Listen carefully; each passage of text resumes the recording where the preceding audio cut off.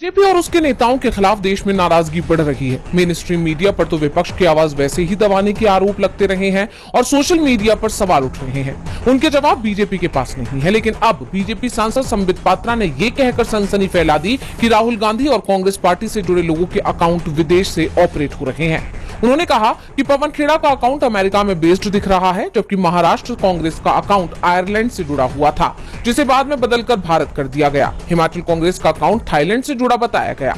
पात्रा ने कहा कि ये लोग प्रधानमंत्री नरेंद्र मोदी का अपमान करते हैं। अब संबित पात्रा ने जो सवाल उठाए, कांग्रेस ने उसका तुरंत जवाब दे दिया। कांग्रेस नेता सुप्रिया श्रीनेत ने कहा, अगर बात हैंडल्स की है तो बीजेपी जवाब दे कि गुजरात बीजेपी स्टार्टअप इंडिया का एक्स अकाउंट आयरलैंड से क्यों चल रहा है, डीडी न्यूज और श्री श्री रविशंकर का अकाउंट अमेरिका से क्यों चल रहा है, भाजपा के कई सारे समर्थकों के हैंडल मलेशिया, दक्षिण अफ्रीका, दक्षिण अमेरिका से क्यों चल रहे हैं। ये महामूर्खता की दलीलें हैं और असल मुद्दों से भटकाने का प्रयास है। श्रीनेत ने कहा कि मैं इन्हें बताना चाहती हूं कि भाजपा या नरेंद्र मोदी राष्ट्र नहीं है, बीजेपी को मूर्खता नहीं दिखानी चाहिए। कांग्रेस नेता ने कहा कि एक्स ने एक नया प्रोडक्ट लॉन्च किया है जिसमें अकाउंट के लोकेशन की जानकारी मिलती है, लेकिन उसने ये भी कहा है कि ये लोकेशन ट्रेवल या किसी टेक्निकल ग्लिच से बदल सकता है, ये डेटा एक्यूरेट नहीं हो सकता है। फिर भी बीजेपी सवाल उठा रही है, ऐसे में सवाल बीजेपी से पूछा जाना चाहिए। संसद के शीतकालीन सत्र से पहले जारी किए गए फरमान ने राजनीतिक गलियारों में एक नई बहस छेड़ दी है। राज्यसभा सचिवालय के जरिए एक बुलेटिन जारी किया गया है। इस बुलेटिन में सांसदों को सदन की कार्यवाही के दौरान जय हिंद, थैंक यू और वंदे मातरम जैसे नारों का इस्तेमाल न करने की सलाह दी गई। राज्यसभा सचिवालय के इस आदेश ने सियासी गलियारों में हलचल तेज कर दी है। इस फैसले पर विपक्ष ने नाराजगी जताई। पश्चिम बंगाल के सीएम ममता बनर्जी भड़क उठी और इन नारों को भारत की आजादी की लड़ाई का प्रतीक बताते हुए उन्होंने सवाल किया कि क्यों नहीं बोलेंगे, इन पर रोक क्यों लगाई जानी चाहिए। जय हिंद नेताजी सुभाष चंद्र बोस का नारा था, जो राष्ट्रीय पहचान से गहराई से जुड़ा था। यह हमारी आजादी का नारा है। जय हिंद हमारे नेताजी का नारा है। इसके साथ ही उन्होंने बीजेपी को चेतावनी तक दे दी कि इन देशभक्ति के भावों को कमजोर करने या राजा राम मोहन रॉय जैसे सांस्कृतिक लोगों का अपमान करने की कोई भी कोशिश मंजूर नहीं है। जो वंदे मातरम से टकराएगा वो चूर चूर हो जाएगा। सीएम ममता बनर्जी के साथ कई और नेताओं ने इस फैसले पर कड़ा विरोध जताया है। गौरतलब है कि यह विवाद ऐसे वक्त में खड़ा हुआ जब 1 दिसंबर से संसद का शीतकालीन सत्र शुरू होने वाला है। ऐसे में इस फैसले को लेकर विवाद और बढ़ सकता है। महाराष्ट्र में वोटर लिस्ट में गड़बड़ी की शिकायत विपक्ष विधानसभा चुनाव से करता आया है, जिस पर अब चुनाव आयोग ने मोहर लगा दी है, जिसके बाद बीजेपी पर सवालों की बौछार हो रही है। दरअसल मुंबई में निकाय चुनाव से पहले मतदाता सूची में 11 लाख नकली वोटर्स का पता चला है। राज्य के कुल 1.03 करोड़ मतदाताओं में से 10.64% यानी 11 लाख से ज्यादा लोगों के नाम सूची में 2 से ज्यादा बार दर्ज पाए गए हैं। ये खुलासा महाराष्ट्र राज्य निर्वाचन आयोग के साझा किए गए आधिकारिक आंकड़ों में हुआ है।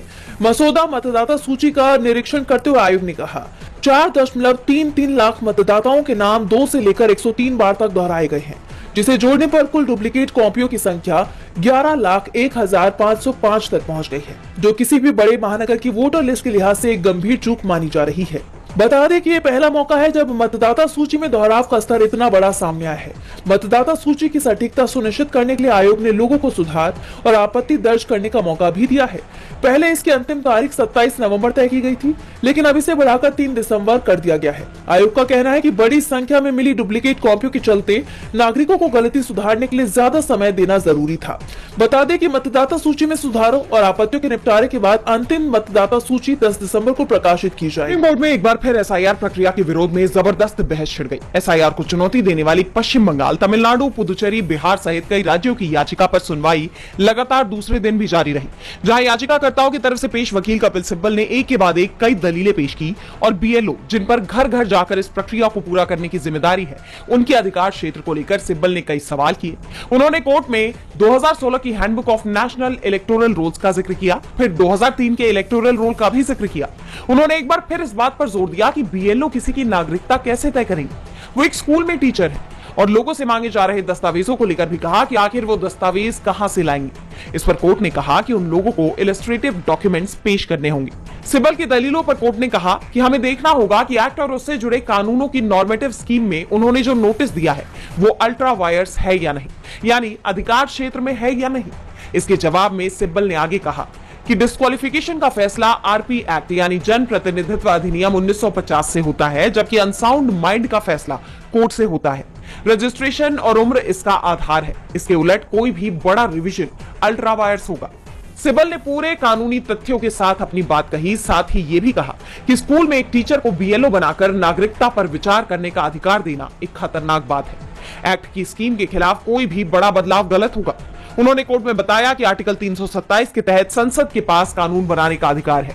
इस बीच याचिकाकर्ताओं की तरफ से पेश वकील अभिषेक मनु सिंघवी ने कोर्ट में अपनी दलीलें रखी और कहा कि चुनावों के कंडक्ट को रेगुलेट करने के ऑर्डर्स पास करने की आड़ में कमीशन पूरी तरह से लेजिस्लेटिव एक्टिविटी अपने ऊपर नहीं ले सकता, जो संविधान की स्कीम के तहत सिर्फ पार्लियामेंट और स्टेट लेजिस्लेचर के लिए रिजर्व है। सिर्फ संविधान का हिस्सा होने से उसे लेजिस्लेचर के बनाए गए कानून के रेफरेंस के बिना अपनी मर्जी से कानून बनाने की पूरी और एब्सोल्यूट पावर नहीं मिल जाएगी। उन्होंने कोर्ट में बताया कि SIR एक सीमित चुनाव क्षेत्र में अलग अलग यानी बायलैटरल तरीके से रोल में बदलाव है। इसमें चुनाव आयोग के पास बड़े पैमाने पर कोई अधिकार नहीं है। अनुच्छेद 324 और 327 को लेकर कोर्ट में काफी बहस हुई, लेकिन अदालत किसी नतीजे पर नहीं पहुंची। सिंघवी ने कहा कि जिस पावर पर उन्होंने भरोसा किया है वो 324 है। 324 को 327 में बने कानून ने हरा दिया है। आप जानते हैं कि भारतीय संविधान का अनुच्छेद 327 संसद को कानून बनाने की शक्ति देता है, जबकि अनुच्छेद 324 के तहत चुनाव आयोग की स्थापना की गई और उसे चुनाव करवाने के लिए जरूरी शक्तियां दी गई। अब मामले की अगली सुनवाई 2 दिसंबर को लेकर विपक्ष चुनाव आयोग और बीजेपी पर हमलावर है, साथ ही कई आरोप लगा रहा है। तो दूसरी तरफ काम के प्रेशर के चलते BLOs की जान जाने के मामले ने सियासत को और गर्मा दिया है। पश्चिम बंगाल में अब तक 7 से ज्यादा BLOs ने अपनी जान दे दी है, जिसे लेकर सीएम ममता बनर्जी ने चुनाव आयोग पर जबरदस्त निशाना साधा। उन्होंने बंगाल के chief election officer Manoj Agarwal पर हमलावर होते हुए कहा कि BLOs को अपनी जान नहीं देनी चाहिए क्योंकि जिंदगी बहुत कीमती है। फिर भी इन्हें कोई रहम नहीं आया और BLOs से मिलने और उनकी बात सुनने में ही 48 घंटे लगा दिए।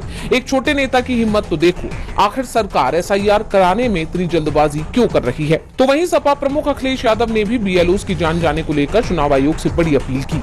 उन्होंने कहा कि यूपी में SIR के दौरान मानसिक शारीरिक रूप से आहत होने के कारण जिन लोगों की जान जा रही है उनके लिए चुनाव आयोग से ये सीधी अपील है कि वो 1 करोड़ का मुआवजा दें। हम भी प्रत्येक मृतक के आश्रित को 2 लाख रुपए की सहायता राशि देने का संकल्प लेते हैं। SIR का जो इम्प्रैक्टिकल टारगेट देकर BLOs के साथ अमानवीय व्यवहार कर रहा है और उन पर मानसिक दबाव बनाया जा रहा है वो बेहद निंदनीय और घोर आपत्तिजनक है। भाजपाई चुनावी भ्रष्टाचार ने BLO को शारीरिक और मानसिक रूप से तोड़ दिया है।